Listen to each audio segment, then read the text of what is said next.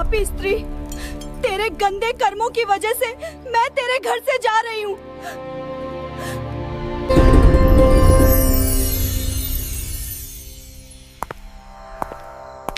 क्या आप जानते हैं, कुछ घर ऐसे होते हैं जहां मां लक्ष्मी कभी प्रवेश नहीं करती।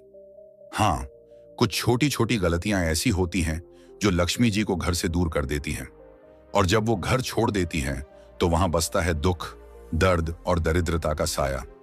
आज हम जानेंगे वो कौन से काम हैं जो मां लक्ष्मी को नाराज कर देते हैं, और कैसे एक स्त्री के कर्म तय करते हैं कि घर में सुख रहेगा या गरीबी। बहुत ही पुराने समय की बात है। एक छोटे से गांव में कुछ ही घर थे। चारों ओर खेत, कच्ची गलियां और मिट्टी की महक। गांव के बीचों बीच घर था सेठ रामदयाल का। रामदयाल कोई बहुत बड़ा जमींदार नहीं था, लेकिन मेहनती और ईमानदार आदमी था। गांव में सब उसे इज्जत से सेठ जी कहते थे। उसका अनाज का छोटा सा व्यापार था जो धीरे धीरे चल निकला था। सुबह सूरज निकलते ही वो काम पर निकल पड़ता, और शाम को थक कर घर लौटता तो उसकी पत्नी सुशीलाबाई उसे दरवाजे पर मुस्कान के साथ स्वागत करती। सुशीलाबाई बहुत ही शांत और संयमी स्त्री थी। चेहरे पर हमेशा सादगी झलकती थी। माथे पर छोटी सी बिंदी, साड़ी का पल्ला सिर पर। वो मानती थी कि घर की असली शोभा उसके सोने चांदी से नहीं, बल्कि सफाई और सच्चे मन से होती है। हर सुबह सूरज से पहले उठकर वो आंगन बुहारती, तुलसी पर जल चढ़ाती और फिर चूल्हे में फैला दिया जलाती। उसकी यही दिनचर्या थी, सादगी में भक्ति, भक्ति में अनुशासन। गांव की औरतें अक्सर कहती, सेठानी के घर में तो मां लक्ष्मी खुद रहती हैं। रामदयाल और सुशीलाबाई का एक ही बेटा था, अर्जुन। अभी बस 20 साल का नौजवान, लेकिन संस्कारों में पला बढ़ा।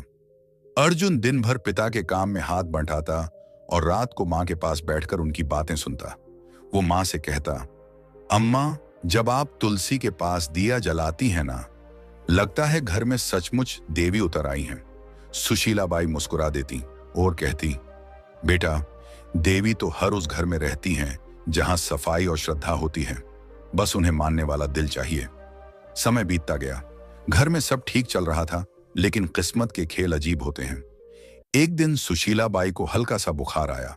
उन्होंने सोचा 2 दिन में उतर जाएगा, लेकिन वो बुखार दिन ब दिन बढ़ता गया। पहले थकान, फिर कमजोरी, और धीरे धीरे हालत ऐसी कि वो रसोई तक नहीं जा पाई। रामदयाल ने गांव के वैद्य को बुलाया। वैद्य जी ने नाड़ी देखी, कुछ जड़ी बूटियां दी, लेकिन असर नहीं हुआ। दिन पर दिन सुशीलाबाई की तबीयत बिगड़ती चली गई। घर का माहौल जो पहले हंसी और पूजा की ध्वनि से भरा रहता था, अब सन्नाटे से घिरने लगा। रामदयाल अक्सर रात को आंगन में बैठकर सोचता, क्यों अचानक ये सब हो गया? कहीं मेरी कमाई में कोई गलती तो नहीं, या हमने किसी का मन दुखाया हो? वो ऊपर आसमान की तरफ देखता और मन ही मन मां लक्ष्मी से कहता, मां, जो भी भूल हुई हो क्षमा करना। लेकिन जवाब में बस हवा की धीमी सरसराहट सुनाई देती। अर्जुन हर पल मां के पास रहता, उनके लिए काढ़ा बनाता, सिर दबाता, और धीरे धीरे ये समझने लगा कि घर की नींव मां ही होती है। सुशीलाबाई के बीमार पड़ते ही घर का सारा क्रम बदल गया था। जो रसोई हमेशा चमकती थी, अब वैसी नहीं रही। सफाई में ढिलाई आने लगी। पूजा भी कभी होती, कभी नहीं। धीरे धीरे वो पवित्रता जो घर की पहचान थी, जैसे फीकी पड़ गई। एक रात जब सेठ अपनी पत्नी के सिरहाने बैठा था, उसने कहा, सुशीला, मैं सोच रहा हूं अब अर्जुन की शादी कर दूं। सुशीलाबाई ने धीरे से आंखें खोली। इतनी जल्दी? अभी तो वो बच्चा है। रामदयाल ने कहा, अब वो बच्चा नहीं रहा, घर को संभालने वाला समय आ गया है, और मैं चाहता हूं कि जब तक तुम हो, नई बहू को अपने हाथों से देख लो। ये कहते कहते उसकी आवाज भारी हो गई। सुशीलाबाई ने कुछ पल सोचा, फिर बोली, अगर तुम्हें लगता है कि यही सही है तो कर दो। अगले ही दिन उसने तय कर लिया कि वो अपने बेटे के लिए एक सच्चरित्र और संस्कारी लड़की ढूंढेगा, जो घर को फिर से वैसे ही सजा दे जैसे उसकी पत्नी ने किया था। गांव में खबर फैल गई कि सेठ रामदयाल अपने बेटे अर्जुन के लिए बहू ढूंढ रहे हैं। चौपालों पर बैठे बुजुर्ग हों या कुएं पर बातें करती औरतें, सबके बीच यही बात घूम रही थी। कोई कहता, सेठ जी को बड़ी खानदान की बहू चाहिए होगी, तो कोई जवाब देता, नहीं, वो तो सादगी और संस्कारों वाले घर की लड़की ही पसंद करेंगे। धीरे धीरे यह बात पूरे इलाके में फैल गई। हर कोई जानता था कि सेठ रामदयाल अपने बेटे की गृहस्थी बसाने की तैयारी कर रहे हैं। रिश्तों की चर्चा शुरू हुई तो आसपास के गांवों से लोग सुझाव देने आने लगे। हर कोई अपने घर की बेटी की तारीफ करता। सेठ सबकी बातें सुनता, लेकिन हर बार उसके मन में एक ही बात घूमती, सौंदर्य या अमीरी से घर नहीं चलता, घर तो संस्कारों और संयम से बनता है। उसी दौरान उसका पुराना परिचित गोविंद जी मिलने आया। उसने कहा, सेठ जी, मेरे रिश्तेदार के घर एक लड़की है, नाम राधा, सीधी सादी, घर संभालने वाली और बड़ों का आदर करने वाली। मुझे लगता है वो आपके घर के लायक हैं। सेठ ने कहा, अच्छा, मैं जाकर देख आता हूं। अगले दिन सुबह वह अकेले ही निकल पड़ा। पहले के जमाने में पिता ही जाकर लड़की देखा करते थे। दोपहर तक सेठ उस गांव पहुंचा जहां राधा का घर था। घर सादा था, आंगन साफ और वातावरण में सादगी थी। राधा के पिता ने आदर से स्वागत किया। बातचीत के दौरान राधा पानी लेकर आई, सिर झुकाए, शांत और संस्कारी। सेठ ने मन ही मन कहा, यही है वो लड़की जिसमें घर बसाने की समझ है। उसी दिन सेठ ने वहीं पर रिश्ता पक्का कर दिया और कहा, अब बस शुभ दिन निकालिए, मैं अपनी बहू जल्द ही घर लाऊंगा। घर लौटकर उसने सुशीला बाई से कहा, मैंने लड़की देख ली, नाम राधा है, स्वभाव बहुत अच्छा है, सूरत में सादगी है, आंखों में आदर झलकता है। सुशीला बाई ने शांत स्वर में कहा, अगर तुम्हें मन से ठीक लगी है तो वहीं सही, लड़की वहीं अच्छी जो घर को अपनाए। सेठ ने सिर हिलाया, मन को सुकून मिला है, लगता है अब घर फिर से बस जाएगा। कुछ ही दिनों में रिश्ता तय हो गया। शुभ मुहूर्त निकला और दोनों घरों में खुशी की लहर दौड़ गई। समय बीता और शादी का दिन आ गया। सादगी से मगर पूरे रीति रिवाजों के साथ विवाह हुआ। राधा अब सेठ रामदयाल के घर की बहू बन चुकी थी। शादी को कुछ हफ्ते बीत चुके थे। घर में नई रौनक थी, सब कुछ जैसे फिर से जीवंत हो उठा था। राधा सुबह जल्दी उठती, आंगन में जल छिड़कती, तुलसी को प्रणाम करती और रसोई में मां अन्नपूर्णा का भोग तैयार करती। सुशीला बाई के चेहरे पर सुकून था। उन्हें लगता था जैसे घर में मां लक्ष्मी खुद आकर बस गई हूं। लेकिन जैसे जैसे दिन बीते, राधा की आदतें बदलने लगीं। वो अब सुबह देर तक सोने लगी और कुछ ही दिनों में आंगन की सफाई का समय बदल गया। पहले सूर्योदय से पहले झाड़ू की आवाज आती थी, अब सूरज ऊंचा चढ़ आता था, तब भी आंगन में बिखरे पत्ते वैसे ही पड़े रहते। एक सुबह सुशीला बाई तुलसी पर जल चढ़ाने निकली तो देखा कि झाड़ू कोने में पड़ी है और राधा अभी तक नहीं उठी। वे कमरे में गईं और धीरे से बोली, बेटी, अब तो सूरज आंगन तक आ गया, उठ जा, घर की रौनक सुबह की सफाई से शुरू होती है। राधा ने उनींदी आंखें खोली और बोली, मां जी, आज बहुत नींद आ रही थी, बस थोड़ा और सोने दीजिए। सुशीला बाई ने कहा, बेटी, देर तक सोने से मन में सुस्ती आती है और जब मन सुस्त हो जाए तो लक्ष्मी जी भी घर का रास्ता भूल जाती है। सुबह की हवा और सूरज की किरणें घर की बरकत होती हैं, इन्हें यूं मत खो। राधा ने हल्की मुस्कान दी, मां जी, मैं कल से ध्यान रखूंगी। लेकिन अगले दिन वही हुआ। सूरज निकला, आंगन में सन्नाटा रहा और तुलसी की मिट्टी सूखी पड़ी थी। कुछ दिनों बाद एक और बात हुई। राधा झाड़ू लगा रही थी, तभी झाड़ू गलती से उसके पैर से लग गई। सुशीला बाई ने देखते ही आवाज लगाई, राधा बेटी, झाड़ू को पैर मत लगाना, ये मां लक्ष्मी का प्रतीक होती है। राधा ने हंसते हुए कहा, अरे मां जी, ये तो बस झाड़ू है, गलती से लग गया, अब इसमें क्या अपशकुन। सुशीला बाई ने झाड़ू उठाकर दीवार के पास रखते हुए बोला, बेटी, यही तो गलती है। जब इंसान छोटी बातों को हल्के में लेता है तब बड़ी बरकतें उससे रूठ जाती हैं। झाड़ू सिर्फ सफाई का औजार नहीं, ये लक्ष्मी जी का आशीर्वाद है जो गंदगी दूर करती है। राधा ने हल्के स्वर में कहा, मां जी, आप भी ना हर चीज को पूजा बना देती हैं। सुशीला बाई मुस्कुराई, मगर आंखों में चिंता उतर आई। धीरे धीरे राधा का ध्यान घर की सफाई और रसोई से हटने लगा। एक रात वह खाना बनाकर थक गई और झूठे बर्तन चूल्हे के पास ही छोड़कर सोने चली गई। आधी रात को जब सुशीला बाई पानी पीने उठी तो देखा कि रसोई में झूठे बर्तनों का ढेर लगा है। सुबह उन्होंने राधा से कहा, बेटी, रसोई मां अन्नपूर्णा का घर है, वहां गंदगी छोड़ना ठीक नहीं, रात की गंदगी से नकारात्मकता पनपती है। राधा ने कहा, मां जी, आप तो बस चिंता करती रहती हैं, मैं साफ कर दूंगी ना अभी। सुशीला बाई ने गहरी सांस लेकर कहा, बेटी, जो काम शाम का हो उसे सुबह तक टालना बरकत को टालना है। साफ रसोई से ही सुख का आरंभ होता है। राधा ने कुछ नहीं कहा, पर उसके चेहरे पर थकान और अनिच्छा साफ झलक रही थी। शाम का समय था, सूरज ढल चुका था और घर में दिया जलाने का वक्त था। तभी राधा ने झाड़ू उठाई और आंगन बुहारने लगी। सुशीला बाई ने तुरंत आवाज लगाई, राधा, शाम को झाड़ू नहीं लगाते बेटा, इस वक्त मां लक्ष्मी घर में प्रवेश करती हैं। राधा ने बिना रुके कहा, मां जी, जब दिन में वक्त नहीं मिलता तो शाम को ही सफाई करनी पड़ती है, इससे क्या फर्क पड़ता है? सुशीला बाई दरवाजे पर खड़ी होकर बोली, फर्क पड़ता है बेटी, शाम को झाड़ू लगाने से लक्ष्मी जी का आशीर्वाद बाहर निकल जाता है। बरकत सिर्फ कमाई से नहीं आती, आदतों से आती है। राधा ने झाड़ू एक ओर रख दी और बोली, मां जी, मैं आपकी इज्जत करती हूं, पर अब जमाना बदल गया है, लोग ये सब बातें नहीं मानते। सुशीला बाई ने शांत स्वर में कहा, बेटी, जमाना बदल सकता है, लेकिन घर की नींव नहीं। जो परंपरा से जुड़ा रहे वही स्थिर रहता है। कुछ दिन बाद एक और घटना हुई। राधा ने खाना खत्म होने के बाद झूठे बर्तन चूल्हे के ऊपर रख दिए। जब सुशीला बाई ने देखा तो बोली, बेटी, चूल्हा मां अन्नपूर्णा का आसन है, वहां झूठे बर्तन नहीं रखे जाते। राधा ने बिना ऊपर देखे कहा, मां जी, मैं बस जगह की कमी से रख दिए थे, बाद में धो दूंगी। सुशीला बाई ने कहा, रसोई में पवित्रता सबसे जरूरी है। अगर चूल्हे पर गंदगी होगी तो लक्ष्मी जी की कृपा भी घट जाएगी। राधा ने मुस्कुराते हुए कहा, मां जी, हर चीज में देवी ढूंढना बंद कीजिए। खाना तो मैंने बना ही दिया ना, अब थोड़ी देर में सब साफ हो जाएगा। सुशीला बाई ने कोई जवाब नहीं दिया। उनके चेहरे पर निराशा थी, मगर मन में अब भी उम्मीद थी कि शायद एक दिन राधा इन बातों का अर्थ समझ लेगी। धीरे धीरे घर का माहौल बदलने लगा।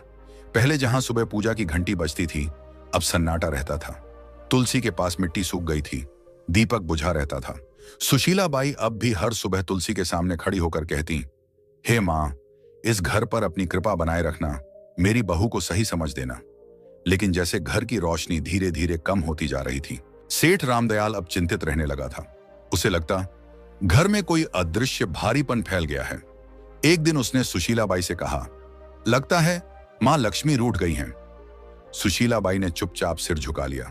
उन्हें पता था यह सब राधा की लापरवाह आदतों का नतीजा है, पर वो अभी भी उसे डांटना नहीं चाहती थी। उनका विश्वास था कि प्यार से समझाने पर राधा बदल जाएगी। समय बीतता गया और घर की रौनक धीरे धीरे जैसे मिट्टी में मिलने लगी। पहले जहां सुबह तुलसी के पास दिया जलता था, अब वहां धूल जमने लगी थी। राधा अब ज्यादातर उदास या व्यस्त रहती। सफाई आधी अधूरी, पूजा कभी कभी, और घर में अब वो अपनापन नहीं था जो पहले हर कोने में झलकता था। सेठ रामदयाल ने सबसे पहले बदलाव अपने व्यापार में महसूस किया। पहले जो सौदे फायदेमंद रहते, अब घाटे में जाने लगे। गोदाम में अनाज में कीड़े लग गए, कुछ सौदे अटक गए और पुराने ग्राहक धीरे धीरे दूर होने लगे। सेठ कई रातें जागकर हिसाब किताब देखता, मगर समझ नहीं पाता कि गलती कहां हो रही है। एक शाम उसने सुशीला बाई से कहा, सुशीला, अजीब बात है, अब काम में मन नहीं लगता, जैसे बरकत कहीं गुम हो गई हो। सुशीला बाई ने धीमे स्वर में कहा, बरकत तब गुम होती है जब घर की पवित्रता कम होने लगे। मां लक्ष्मी वहां नहीं टिकती जहां गंदगी और लापरवाही घर कर जाए। सेठ ने गहरी सांस ली। तू कहना चाहती है कि... वो आगे नहीं बोला, लेकिन दोनों की नजरें एक ही दिशा में उठीं, राधा की ओर। राधा भी ये सब देखती थी, पर उसे लगता कि ये बस समय की मार है। एक दिन जब सेठ गुस्से में बोला, हर काम उल्टा क्यों हो रहा है, तो राधा ने कहा, पिताजी, ये सब अंधविश्वास है, व्यापार में उतार चढ़ाव तो होते रहते हैं। सेठ ने आंखें तरेरी। तू नहीं समझेगी बहू, जब घर की औरतें रीति भूल जाती हैं, तब घर की बरकत खुद रास्ता भूल जाती है। उस दिन के बाद से माहौल और भारी हो गया। घर में छोटी मोटी चीजें टूटने लगीं। राधा ने ध्यान देना बंद कर दिया था। झाड़ू वहीं कोने में पड़ी रहती, रसोई में बर्तन कभी साफ नहीं रहते। सुशीला बाई अब ज्यादातर चुप रहने लगी थी। वो हर शाम तुलसी के पास बैठकर मन ही मन कहती, हे मां, अब कुछ तू ही कर। एक रात तेज हवा चली और आंगन में रखा दीपक बुझ गया। उसी पल गोदाम से खबर आई, सेठ जी, आग लग गई। सेठ दौड़ा, पर बहुत देर हो चुकी थी। गोदाम का आधा अनाज जल चुका था। गांव वाले कहते, ऐसा तो पहले कभी नहीं हुआ था। रामदयाल वहीं बैठ गया, माथे पर हाथ रखकर बोला, लगता है मां लक्ष्मी ने सच में मुंह मोड़ लिया है। घर लौटते समय उसकी आंखों में आंसू थे। उस रात घर में कोई नहीं बोला। सेठ के दिल में पहली बार यह एहसास बैठ गया था, अब अगर कुछ नहीं बदला तो इस घर की खुशियां कभी वापस नहीं आएंगी। सेठ की मेहनत, नाम और इज्जत सब एक साथ डूब गए। घर का माहौल भी अब बदल चुका था। पहले जहां हर सुबह पूजा की घंटी और तुलसी की खुशबू होती थी, अब वहां सन्नाटा था। सेठ रामदयाल दिन रात चिंताओं में डूबा रहता। रात को अक्सर बरामदे में बैठकर बुदबुदाता, मां लक्ष्मी, कहां चली गई तू? एक शाम सेठ घर लौटा, चेहरा गुस्से से लाल था। वह आंगन में बैठ गया और एकदम से बोला, बस अब और नहीं सह सकता मैं ये सब। सुशीलाबाई चौंकी। क्या हुआ जी? सेठ ने जोर से कहा। क्या बताऊं, सब खत्म हो गया। मेहनत, इज्जत, कारोबार सब झलकर राख हो गया। और मैं जानता हूं ये सब किसकी वजह से हुआ है। उसकी नजर राधा पर टिक गई, जो पास ही खड़ी थी। राधा सकपका गई, धीमे स्वर में बोली, पिताजी, मुझसे क्या गलती हुई है? मैं तो हर दिन अपने काम करती हूं। सेठ का स्वर भारी और कांपता हुआ था। काम? तूने घर का रूप बदल दिया बहू। न सफाई, न श्रद्धा, न सुबह का दीपक। जब औरत घर की मर्यादा भूल जाए तो लक्ष्मी जी भी उसका साथ छोड़ देती है। जिस दिन तू इस घर में आई, उसी दिन से बरकत घटने लगी। राधा की आंखें भर आईं। वो रोते हुए बोली, मैंने किसी का बुरा नहीं चाहा पिताजी। मैंने बस अपने ढंग से जीने की कोशिश की। अगर पूजा में देर हो जाए या सफाई में कमी रह जाए तो क्या सारी विनाश की जड़ मैं ही हूं? सेठ गुस्से से उठा और बोला, हां, क्योंकि घर की नींव औरत के कर्मों से टिकती है। अगर वो ही ढीली हो जाए तो पूरा घर ढह जाता है। तेरे आने के बाद से न शांति बची न बरकत। अब मैं तुझे कुछ और नहीं कह सकता, बस इतना कि इस घर से जा राधा, जा और अपने कर्मों पर खुद विचार कर। राधा स्तब्ध रह गई। उसने कांपती आवाज में कहा, मां जी, आप तो कुछ कहिए। क्या सच में मेरी ही वजह से यह सब हुआ? सुशीलाबाई की आंखों में आंसू थे, लेकिन शब्द नहीं निकले। राधा के गालों पर आंसू लुढ़क पड़े। सेठ ने कड़क स्वर में कहा, अब इस दहलीज को पार मत करना जब तक मन और घर दोनों पवित्र न हो जाएं। राधा ने बिना कुछ बोले सिर झुकाया। उसने धीरे से दहलीज पार की, वही दहलीज जहां से कुछ महीने पहले उसने पहली बार कदम रखा था। और राधा बिना कुछ कहे, बिना किसी सामान के, आंसुओं से भीगी साड़ी में उस घर से निकल गई। कदम भारी थे, लेकिन मन में एक संकल्प जल रहा था। अब वो मां लक्ष्मी से क्षमा मांगेगी, चाहे इसके लिए उसे खुद को मिटाना ही क्यों न पड़े। रात ठंडी थी, रास्ता सुनसान। गांव से बाहर निकलते ही घना जंगल शुरू हो गया। पेड़ों की छांव में चांद की किरणें भी मुश्किल से पहुंचती थीं। वह एक पुराने बरगद के नीचे बैठ गई। आंसू रुक नहीं रहे थे, मगर भीतर एक अजीब सी दृढ़ता थी। उसने हाथ जोड़कर कहा, मां, जब तक आप दर्शन नहीं देंगी, मैं ना अन्न ग्रहण करूंगी ना जल। रात बीती, दिन निकला। भूख ने शरीर तोड़ दिया, पर उसका मन और मजबूत होता गया। तीसरे दिन जब सूरज ढलने को आया तो चारों ओर अचानक हल्की रोशनी फैलने लगी। राधा ने आंखें खोली। सामने सुनहरी आभा थी और उस आभा से निकला एक दिव्य स्वर, राधा। वह कांपते हुए उठी। मां लक्ष्मी, क्या सच में आप मेरे सामने हैं? मां लक्ष्मी मुस्कुराई। उनका चेहरा प्रकाश से भरा था। हां बेटी, मैं आई हूं। तेरा आह्वान सच्चा था। तेरी पश्चाताप ने मुझे यहां खींच लाया। पर बता, तू दुखी क्यों है? राधा जमीन पर झुक गई, आंसुओं से भरे स्वर में बोली, मां, मुझसे बहुत गलती हुई। मैंने आपकी परंपराओं को अनदेखा किया, सासू जी की बातों को पुरानी मान्यता समझा, और अब मेरे कारण सब नष्ट हो गया। कृपा कर बताइए मां, आखिर मैंने कौन कौन सी भूल की? मां लक्ष्मी का स्वर मधुर था लेकिन गंभीर।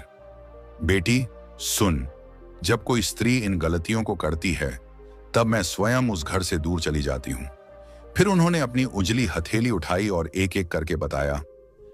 पहली गलती, उन्होंने कहा, जब कोई स्त्री झाड़ू को पैर से लगाती है तो वह मां लक्ष्मी का अपमान करती है, क्योंकि झाड़ू ही स्वच्छता और समृद्धि का प्रतीक है। दूसरी गलती, जब झूठे बर्तन चूल्हे पर रखे जाते हैं तो अन्न की देवी मां अन्नपूर्णा नाराज होती हैं। जहां अपवित्रता रहती है वहां मैं प्रवेश नहीं करती। तीसरी गलती, जब दहलीज पर बैठकर भोजन किया जाता है तो वह स्थान जो स्वागत और आशीर्वाद का होता है अशुद्ध हो जाता है। मैं दहलीज से लौट जाती हूँ। चौथी गलती, जब शाम के समय झाड़ू लगाया जाता है तो वो मेरे आगमन के समय मुझको ही घर से बाहर निकाल देता है। 5वीं गलती, जब स्त्रियां देर तक सोती हैं और सूरज के निकलने के बाद भी घर बंद रहता है तो आलस्य के कारण घर की ऊर्जा नष्ट होती है। मैं ऐसे घरों में नहीं ठहरती। 6ठी गलती, जब आंगन की सफाई नहीं होती तो वहां नकारात्मकता फैलती है और मैं वहीं से लौट जाती हूं जहां गंदगी देखती हूं। 7वीं गलती, जब झूठे बर्तन रात भर रसोई में पड़े रहते हैं तो वो अंधकार को बुलाते हैं और मैं ऐसे घरों से विदा ले लेती हूं। 8वीं गलती, जब किसी के सामने दरवाजे को पैर या थोक से ठोका जाता है तो वो घर की मर्यादा को चोट पहुंचाता है। मैं वहां टिक नहीं सकती जहां आदर न हो। 9वीं गलती, जब घर में झगड़ा और कटुता रहती है तो मेरा स्वरूप जो शांति है वहां टिक नहीं सकता।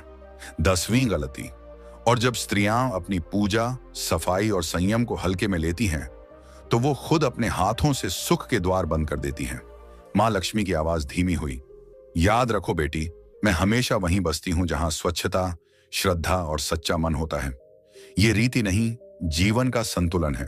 राधा की आंखों से आंसू रुक नहीं रहे थे। उसने कांपते हुए कहा, मां, अब समझ गई, घर की रौनक सजावट से नहीं, आदर और पवित्रता से आती है। मां लक्ष्मी मुस्कुराई, तूने गलती मानी है, अब तेरा घर फिर उजलेगा। जा बेटी, अपने ससुराल लौट जा, तेरे लौटते ही बरकत भी लौटेगी। इतना कहकर देवी का रूप धीरे धीरे प्रकाश में विलीन हो गया। राधा वहीं झुकी रही, हाथ जोड़कर बोली, मां, मैं आपका वचन निभाऊंगी, अब इस जन्म में फिर कोई ऐसी भूल नहीं करूंगी। फिर उसने सिर उठाया, आंसुओं में मुस्कान थी और कदम गांव की ओर बढ़ा दिए। जैसे ही उसने दहलीज पार की, सुशीला बाई दौड़कर आई और आंसुओं के साथ बोली, राधा, तू लौट आई। राधा ने कहा, मां जी, मैंने सब समझ लिया है। मां लक्ष्मी घर में तभी बसती हैं जब सफाई, पूजा और श्रद्धा साथ हों। उसी दिन से घर में फिर रौनक लौट आई, व्यापार संभल गया और पूरे गांव में चर्चा होने लगी। सेठ जी के घर में मां लक्ष्मी फिर से बस गईं। दोस्तों, याद रखिए, जो स्त्रियां घर में गंदगी रखती हैं, देर तक सोती हैं, रसोई में झूठे बर्तन छोड़ती हैं, शाम को झाड़ू लगाती हैं, दहलीज पर बैठती हैं या सफाई को हल्के में लेती हैं, उस घर में कभी मां लक्ष्मी प्रवेश नहीं करती। ऐसे घरों में सुख नहीं टिकता, बल्कि दरिद्रता और दुख का वास बन जाता है। मां लक्ष्मी उन्हीं घरों में निवास करती हैं जहां स्वच्छता, सच्चाई और श्रद्धा हो। तो बहनों और भाइयों, अगर आप चाहते हैं कि आपके घर में मां लक्ष्मी की कृपा सदा बनी रहे तो इन 10 गलतियों को आज से ही छोड़ दीजिए और अपने घर को पवित्र रखिए। अगर आपको मां लक्ष्मी और राधा की यह कहानी अच्छी लगी हो तो इस वीडियो को लाइक करें, अपने सभी दोस्तों और परिवार वालों के साथ शेयर करें और ऐसे ही आध्यात्मिक और प्रेरणादायक कथाएं सुनने के लिए हमारे चैनल को सब्सक्राइब करना बिल्कुल मत भूलिए और कमेंट में सब लोग जरूर लिखें, जय मां लक्ष्मी।